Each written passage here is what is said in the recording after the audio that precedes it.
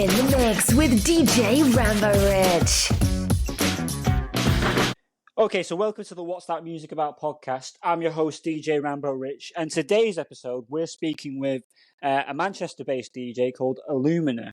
So with no further ado, I'm just going to hand over to her and get her to introduce herself. So first of all, thank you very much for agreeing to come on and giving me your time. I really appreciate it. So if you'd just like to introduce yourself, tell us a bit about what you're about, and we'll start the rest of the interview.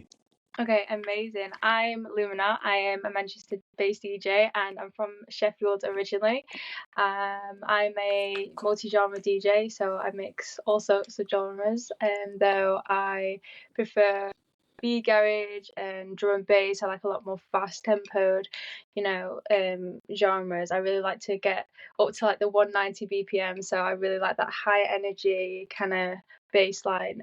So yeah, that's what I'm really about. I'm loving just traveling around and doing bits and bobs around there. So yeah, it's cool. Oh, great. Okay, so I think what we're going to do now is go to the first round, which is mixtapes and memories. So 1 second and we'll be back.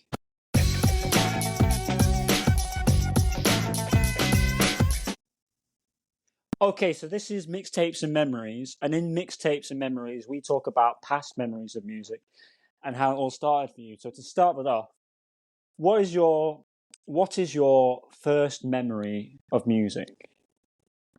Outside of DJing, do you mean? I mean, like, when you were younger, what's the first time you sort of remember like music being like a big thing in your life? Like, is there a specific memory that you think, oh, like for me, it was buying cassette tape, my first two cassette tapes. It was Seal.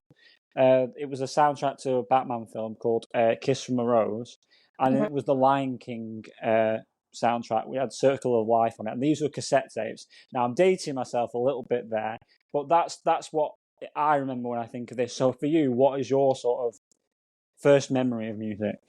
Well, to get into the like electronic side, I just remember like listening to like Bassline Junkie on the radio with my mum in the car, something like that, and just headbanging to it and like singing out loud. Like that kind of energy in that music, it's what really gave me the passion to keep going and to be like, no, that's what I want to create, that's what I want to mix, that's what I want to put out. Because if it weren't for like high energy music like that and just singing along and being able to move my body and feel comfortable, dancing around that music, then I wouldn't feel that passion around people in general. I wouldn't have the confidence to be able to move and relax and be happy in my environment. And I think movement and dance and be able to listen to whatever you want, wherever you want, is just like it creates friendships and connections, emotions, and it really drives life, I feel like. And just that song alone, I have it always in my mixes, like in different genres, different remixes. Yeah. And because of that, it just reminds me, do you know what? This is where it kind of started, listening to this kind of music. So yeah, I really resonate with that song, and it always gives me that energy back. I do really. The first time like getting into DJing was in like college. Like I always liked DJing, and I had a little control before that, but it was getting actually on the vinyls and bigger decks and things like that, and learning how to do it like properly, like scratching and stuff like that. And I think that's where my main passion came from, because I had it in like an assignment. I used to do technology, like music tech at college, and that really just moved me into performing more on bigger consoles and things like that. So yeah, I think that's where my passion was actually like started flying, because I'd mix at home for fun, but I never really thought, oh yeah, I could get a career out of this. And that's kind of where it first started, I would reckon, to go into a live setting, if that makes sense. So, Cool. So I mean, this dates me, but what was the first piece of physical music that you ever bought? I think it would have been like the 1975's like vinyl or something like that. It wasn't electronic. That was not something I'd mix with. I was just kind of listening to them. But when I when I went onto the vinyls, I ended up mixing this. Oh, I don't even know what it was called. I basically just went into a store like in Sheffield where they just had really old vinyls for really cheap, like 90p, and I just would buy one and then just see what it sounded like, and then just a scratch on it, and then kind of like, you know, experiment with it with that. But like I never really got into the vinyls that much. Usually it was like ones that were at college or like other people's vinyls and things like that. So I mean, like, because my experience of music it started because I'm a 90s kid. I was born in 91. My experience has been primarily physical format. So like I remember I used to have cassette tapes and you know all that, but I still to the day I still today like play this game like on websites like Amazon and stuff, and I'll put like go to the CD section on Amazon. I'll put the limit to be like £10, then I'll click low first, and then I'll go through all the pages and try and find just different artists that I would never listen to, right? And like it might be like £4 or £2 or whatever the CD, right? And then I'd listen to this artist, and I have found some amazing artists. And the reason I started doing this was I feel like and I love digital music, it's great, but I feel like you get stuck with down the algorithm that's been uniquely assigned to you because of all the music you've listened to, and I feel like I don't listen to like something really obscure. So I decided to like change that and find my own way of finding just stuff I would never listen to. So I have like a limit of like £20, and I'll buy as many different CDs that I think I'd be interested in on Amazon doing this process. And I have found some amazing CDs and music because of this. So you talking about that made me think of what I do there. So I just wanted to share that. But like I say, it is interesting, like how music has changed with like the digital side. But no, I love your answer you gave there. So what was your first, I think you might have already covered this, but we'll mention it anyway. What was the first experience of performing music? Performing? Well, I do piano rather than actually DJing before. So I love that. Piano, yeah. So like music in general, I was performing on piano. I used to do like private lessons, and through that, like at the end of a certain session, like I'd go perform like, you know, a piece. And that's how I kind of got in the performance section of piano. But then after that, I used to go on synthesizers and stuff like that, and I really liked how I can just, you know, change all the LFOs and things like that and get proper technical with it. And then that more drove me to the electronic side, and then I started you know, samplers, and then I used to get into the, you know, decks and things like that. And when I performed live first, it was for an assignment in college, and it was pretty scary, to be fair, because like even though it meant nothing, as in like no one really cared in the moment, it's like it was still a bit nerve-wracking because all I've done is ever played on my own with the, you know, mixers and like the effects and stuff like that. But then when I had to actually get into it, it's like a bit nerve-wracking. And then my first show, I say show, but my first set that I played live outside of college, I'm trying to think where it was now. I think it was probably maybe like an open deck. I think it was like an open deck in like, oh, I'm unsure, to be honest. I just went around playing loads of open decks and trying to get myself out there, and that was just kind of all around Manchester. Because I literally was like, do you know what? I'm gonna go do it. I'm gonna, you know, definitely put it out there. And I was just playing loads and loads and loads. Whatever I saw first, I was just putting my mixes in there, and it was really nerve-wracking. I would be like always like really like, oh, I'm sorry, I'm so sorry. Like, do you know what I mean? Even though really the crowd didn't really care. It's just like, but just being in that environment was so scary for me. And for example, like even recording my sets like live, I just couldn't do it very well. I was just so nervous all the time. Do you know what other people would think of me? I remember my first paid set was at the Suki bar, Yeah, which I know the one. Yeah.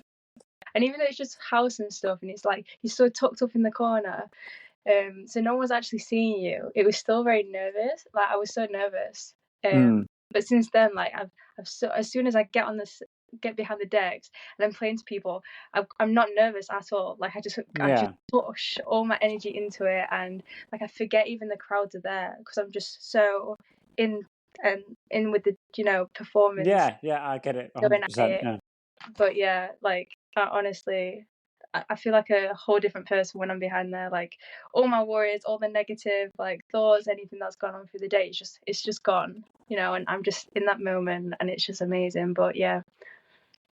Cool. Yeah. So the final question I'm going to ask you on this round is, so what was the first gig, concert, show, event you went to, and how do you think that has like influenced you? The first show, I would say, like the artist that stuck out to me the most was Fred again. Seeing Fred again live was so amazing because not only was he using like different samplers, different decks, loads of different instruments and stuff like that. He was also, his stage presence was amazing. He was moving from behind the stage to in front of the stage to the middle of the crowd to like everywhere, and like the bass and like the different sounds were just hitting my body. So like it wasn't just my ears that were feeling it and hearing it, my body was feeling the bass and the different sound design, because he uses such different kind of elements in his music. There was just like you felt like you were just inside the machines.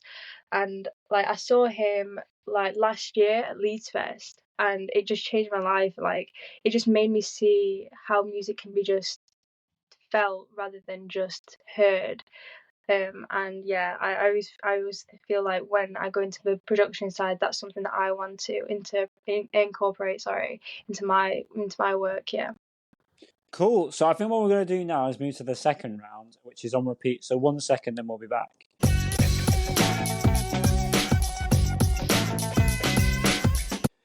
Okay, so this is on repeat, and in on repeat we talk about what you're currently working on. So to start that off, what would you say is your biggest daily challenge at the moment with music? My daily challenge. Okay, so I'm personally not a singer, so I struggle finding people to do like vocals for me and things like that for my tracks. So I only do like the production side, and I use like samplers and synths and things like that. So I think finding vocalists to match my ideas is really difficult. I think that would be the hardest thing for me. Cool. So what are you currently working on at the moment then? So I've got a track that's out already called Gather, but I want to do some remixes of that, and I've sent it off to a few vocalists and taken some of their ideas and stuff like that and see if they could put some of their vocals on it. So kind of just reinventing the song but in a different way.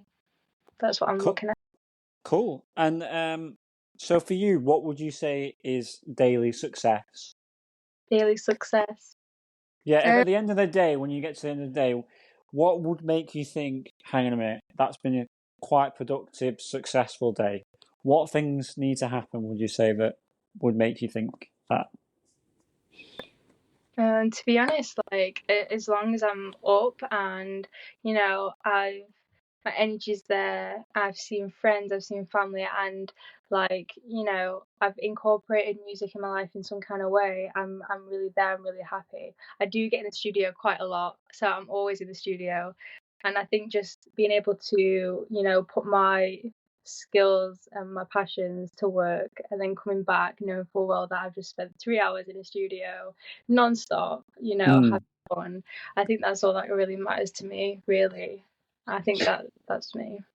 I imagine, like, if you're anything like myself, like, those 3 hours can feel like 10 minutes sometimes. Like, you look at your watch and you're like, oh my God, it's 12 o'clock already. It's funny. I have to always put, like, if I'm at home, like an egg timer on for an hour. So that when that goes off, it reminds me to look at the the clock basically, because if I don't, I'll turn up late because I've been like mixing and practicing my DJing. So it's funny how time can go really quickly when you're like really into something. So I love that. So I think what we're going to do now is move on to the next round, which is Dream Big. So 1 second, and we'll be back with that.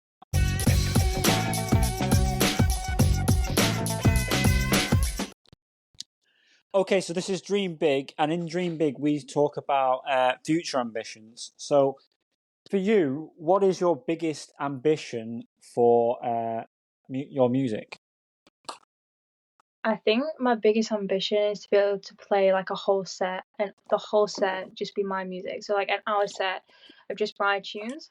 That is definitely what I want to accomplish, because at the moment I'm playing music that's other people's or like remixes of my own, and then not only incorporating one of my songs. So I guess it's just to really have more music out there and more mixes of like my own tunes, really. Cool.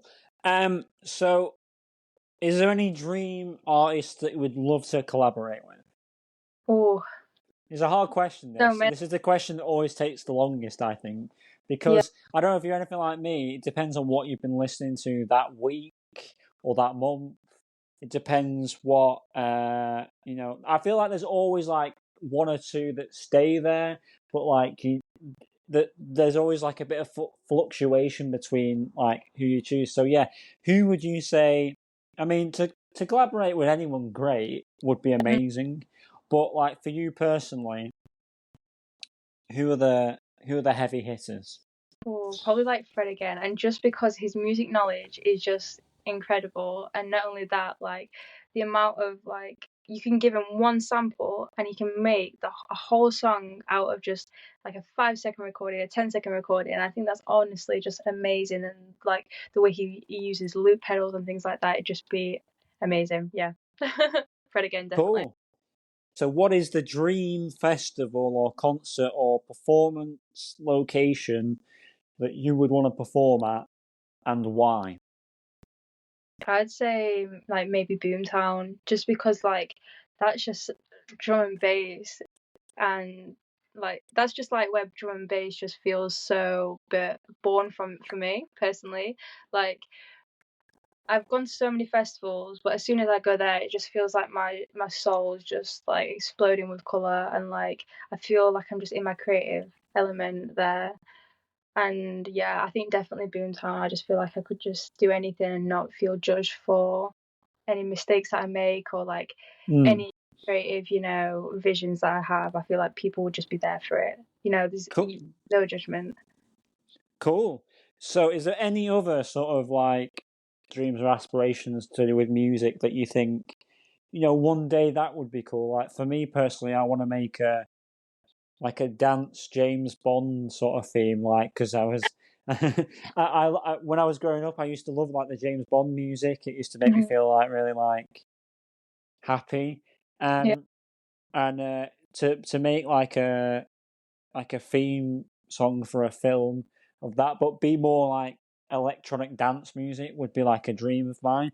But that's like my one. But for you, is there any other like dream aspirations that you'd want to try and achieve? I think I'd probably it's quite a tricky one, to be fair. I think I definitely want to get some kind of like collective going maybe at some point soon, or like some kind of event where there's a very maybe like some kind of event that goes on like every month or something, once a month, where it's like Yeah. it's very community driven, like everyone's there for the music and the community rather than anything else. Because I feel like a lot of times events and rave culture, it's built off of like a lot of I feel like you need to. I feel like you need to say what you're trying to say. I feel like you're trying to be nice here. So just say what you need to say. Don't be nice. It's fine. Just say. I feel like a lot of people just kind of go to in rave culture for like the drugs or the because it's online and things like that, and it's popularized. I feel like people want to be in that environment so they can post it and things like that. Yeah, so it's a bit of like, what's the word?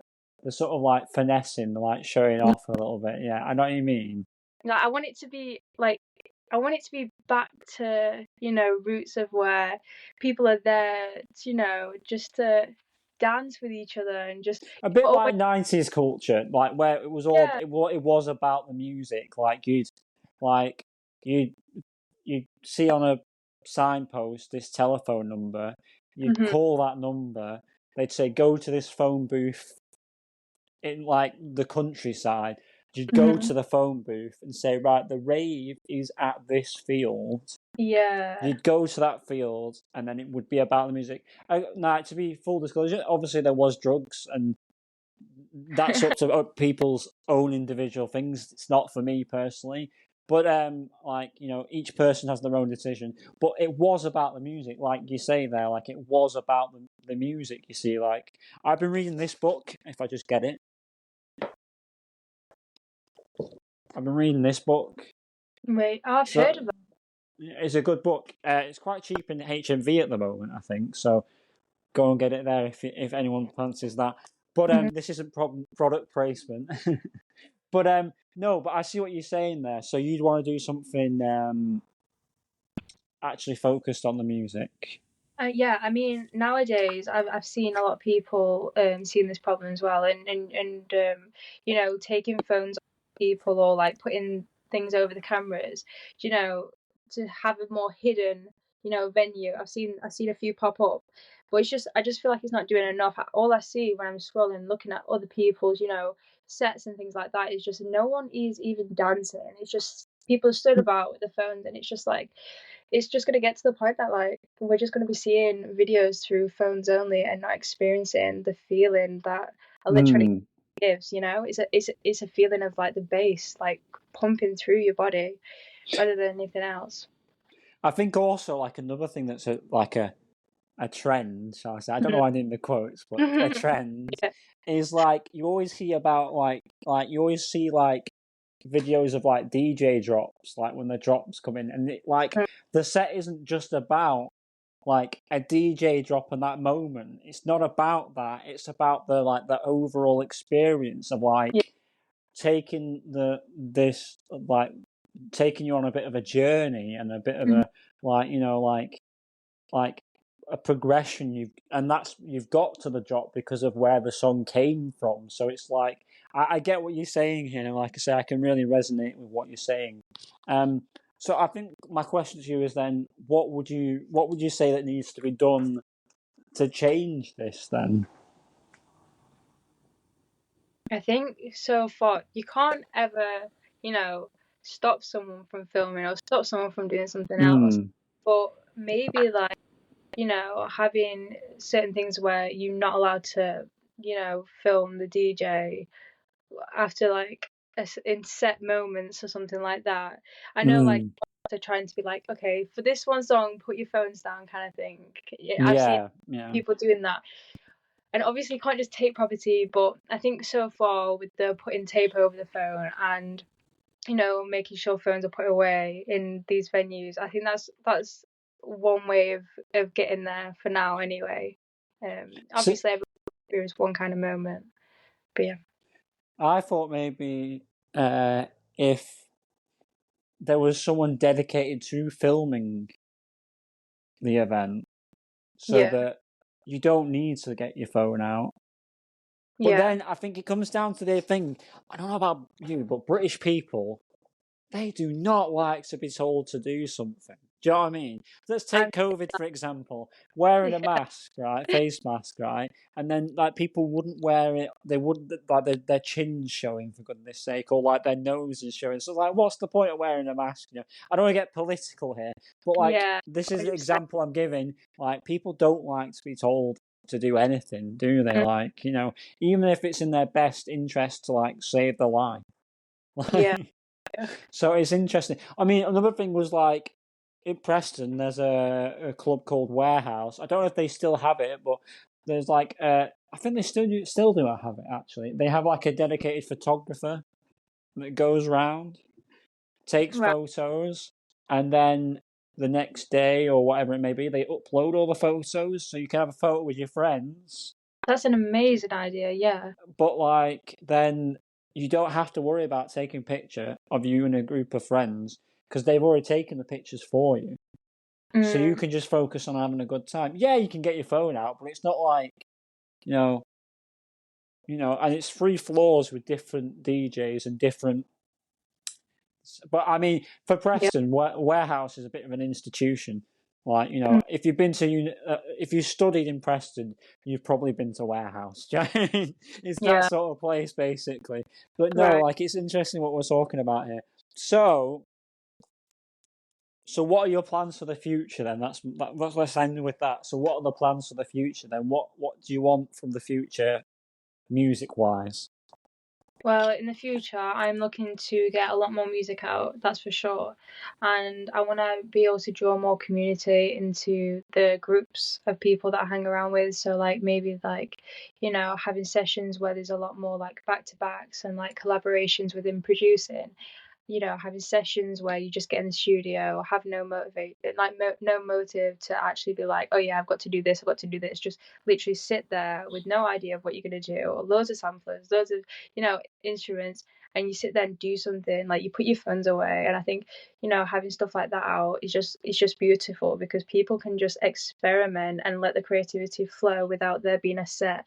I need to do this, I need to do this, I need to do this. And I think with the weather as well being good, having times where you can go sit in the park with your instruments and record, just hit record and just go with the flow and feel the music as a group is just nice, because you can feel each other's energies and where the music's going. It's a bit like jazz, which is now just kind of be on the side of it. I think that would be really cool to do that coming forward. So that's what some of my plans are. Cool. Okay, so I really appreciate you giving me your time today to speak to you. Any new music, send us over the link or whatever it might be, or the post on the Instagram. We'll do a post for you, because the aim with the podcast is, once you've been on, then like anything you've got, just send it over. We'll help share it. And this is what I want to try and build, is like a place where another place where you can send something and people can see it, because I feel like collaboration is the one thing that you can't do enough of. So definitely. Really appreciate speaking with you, and I'll see you on the next one. Okay, thank you so much.